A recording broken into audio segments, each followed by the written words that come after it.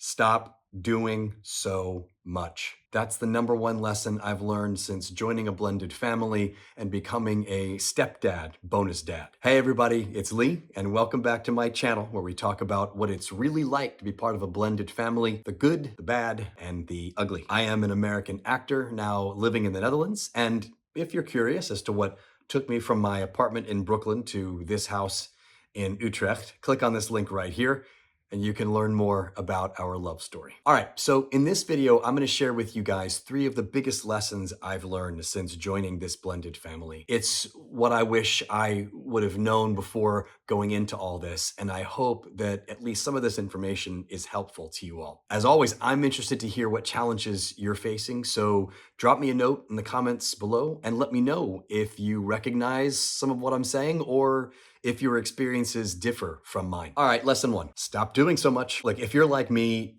when you joined a blended family, your instinct was to do everything, everywhere, all at once. Get involved, share in the kids' lives, show your partner how interested you are and how engaged you want to be. In theory, great. In practice, not so much.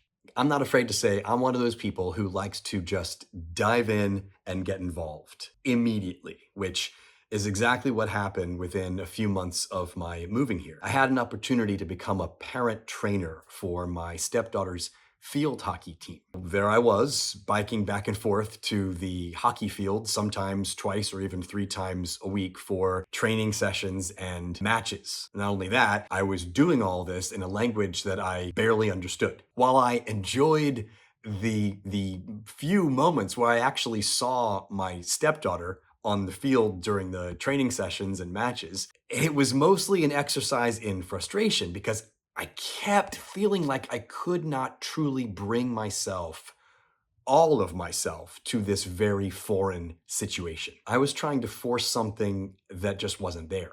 It starts to read as trying too hard and it starts to feel inauthentic. I mean, I loved being there with my stepdaughter, but at the same time, it wasn't something that I genuinely could bring very much to. And it didn't stop there. Suddenly I found myself staying up a little later at night so that I could go into the kids' rooms and pick them up or walk them to the bathroom so that they could pee and we could avoid having pee sheets. I understand this is quite a common practice, but for me it was quite jarring to suddenly be having these experiences. I look back on it now and I realize that I was just doing too much too soon after moving to this new country and joining this new blended family. And the reality is that even to this day, I still find myself falling into the trap of doing too much. For example, on a recent transition day, when the kids were returning here from being with their father, I was around too much as the kids were readjusting to being in this house as opposed to the other. Indeed, doing too much can actually mean being too present. Over time, I've learned to lower my expectations and be clear about the boundaries and what I can do as a step parent or bonus parent, and not go beyond those boundaries. As cliche as it might sound, this is a marathon, not a sprint, and it's important to approach the situation that way. Lesson 2, stay in your lane and keep showing up. So when I say stay in your lane, I mean do the things that come naturally to you. Sharing feel-good movies with the kids from my youth that I loved watching, what the Dutch call gezellig avondjes, or cozy evenings. Jewish traditions like having Shabbat dinner on a weekly basis or whenever the kids are here with us. I've had the opportunity to take the kids to visit some of my favorite people and places in the US. And we've even done like a family boxing day where I took the kids and Sophie into the gym and taught them some techniques that I learned when I was doing my boxing training. The important part is that it feels natural and organic to you.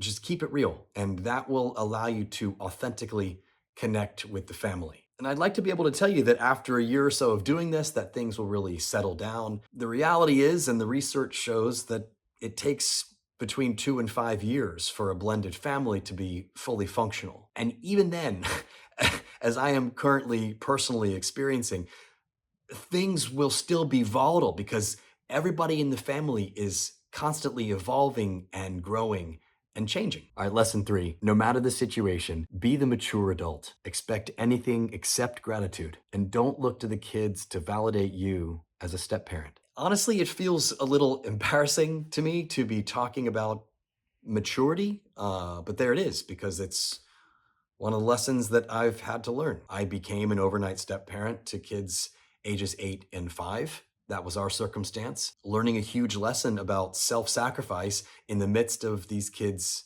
childhood. I wasn't there for the start of their journey. I dropped in part of the way through. It was like jumping onto a moving train. And if I'm really, really honest, there have been moments where the situation and the emotions of the moment have gotten the better of me.